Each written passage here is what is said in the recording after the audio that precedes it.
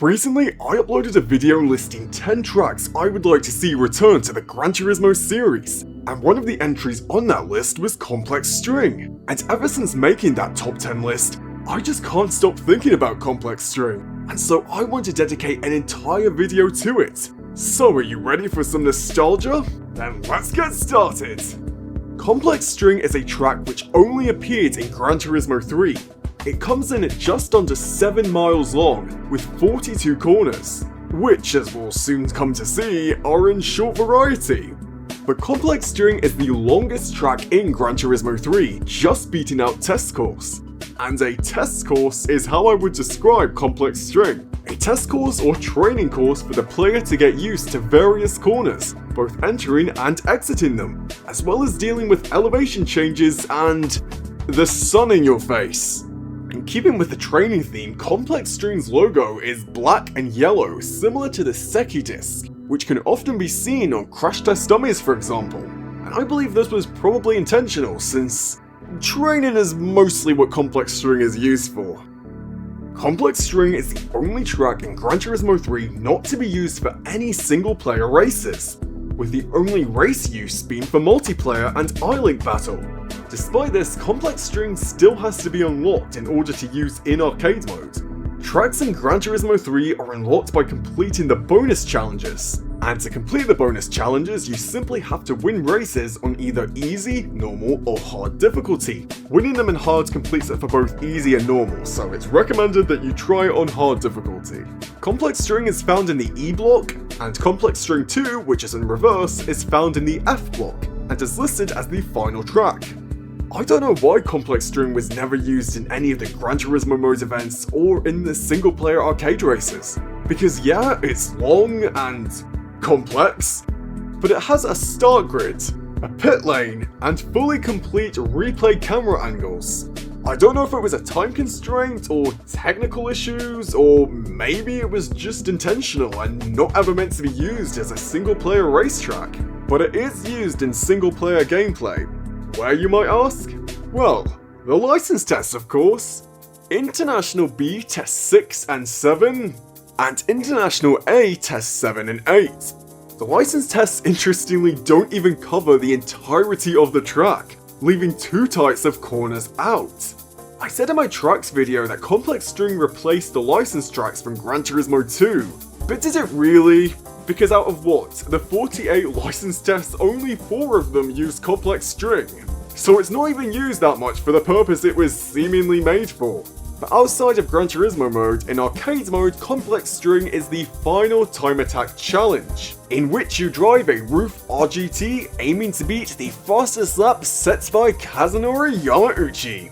It was originally supposed to be a Porsche 911 GT3 you drove, but for licensing, it was changed to roof. Despite not being used for any racing events, Complex String would have been perfect for an endurance race, or one of the late game events in the professional league. But then again, as I said in my tracks video, the Gran Turismo 3 AI wasn't the best at taking corners, and with 42 of them, and with added tyre wear, yeah, I don't think it would be much of a challenge for you to win. Now we've talked about everything apart from the actual track, so let's finally get to it. Complex String is very different to any track in Gran Turismo 3, as it's very desolate. The track feels abandoned. There's no grandstands lining the track, no people at all. Not even any buildings in the distance. It feels like you are driving at a secret location. And even the weather, it's early morning, the sun is still rising, the clouds look ominous. It's just different to the rest of the vibrant and bustling tracks. Going around one lap of Complex String, which I have often compared to an obstacle course, we arrive at the first set of the technical corners, continuous S-bends. This section is used in the International B tests with assists on and then off. I would say it's one of the more challenging sections, as it's easy to mess up and lose your rhythm. Each section is connected usually by a brief straight after the specialized corner, then a hairpin turn, and then a straight to the next set of corners. So after the slalom, we get to the 90-degree continuous chicanes. Kind of similar to the one on Monaco and Seattle, but it's definitely the slowest part of the track. And this might be a bit random, but I really like it aesthetically with the blue tyre wall. But after that, there's a tricky blind corner before the next hairpin, which takes us to the only straight that goes from one hairpin to the next.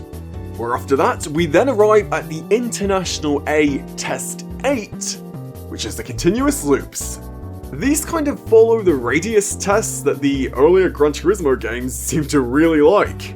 Gran Turismo 3 as well.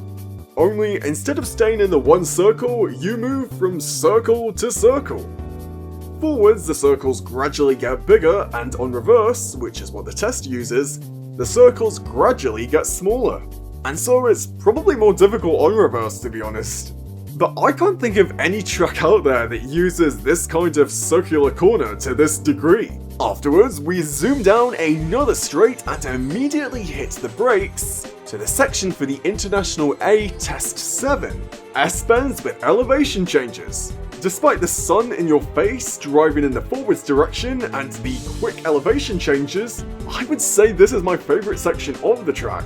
And also, maybe because this is the only section linked by a straight and no hairpin, from the circles to the hills.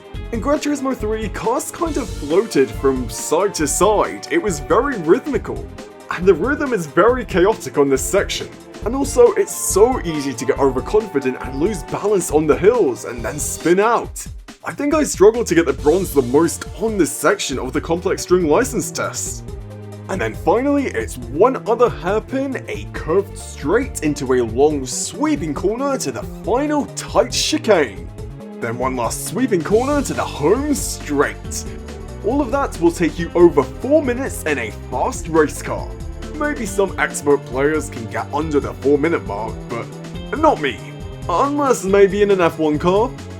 I often like to share stories, anecdotes throughout my videos, but the only one I can think of when it comes to complex string is that as a kid, I felt intimidated by this track. Like I saw it as the end of the world or something, just because of how empty it was. But nowadays, I just feel empty. I miss it. I know if it had been playable in Gran Turismo 3 for normal races, I would have used it all the time. And probably would never have finished any of the races I started as a kid, but I'd start them, enjoy them, and then get bored and quit.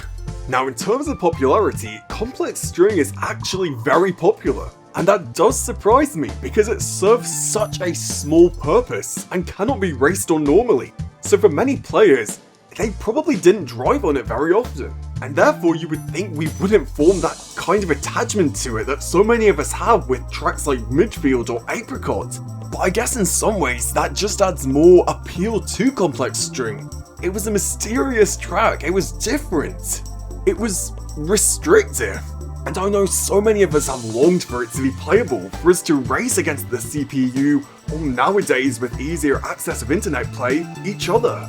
Although, could you imagine online lobbies? It would be pure carnage. And maybe that's another reason why complex string has never returned. It's very long and has plenty of corners, but that also means it's very easy to lose concentration. And I know I very rarely ever had a perfectly clean lap on it. But can you really look at complex string and say, there's a track that's perfect for competitive racing? No. You look at complex string and say, what a crazy looking track! This is going to be fun! And that's what complex string was. Fun.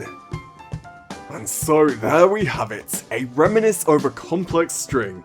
A track that had so much potential, but was hidden away and was so very rarely used in the only game it appeared in. Maybe one day it'll have its shining time. And I know it was recreated with Gran Turismo 6's track editor, which is maybe the only way we'd get to see it again. If we ever got a track editor, but that's a topic for another video. But for now, thanks so much for watching. Don't forget to like and subscribe and share any complex string memories you have down below. And I will see you next time!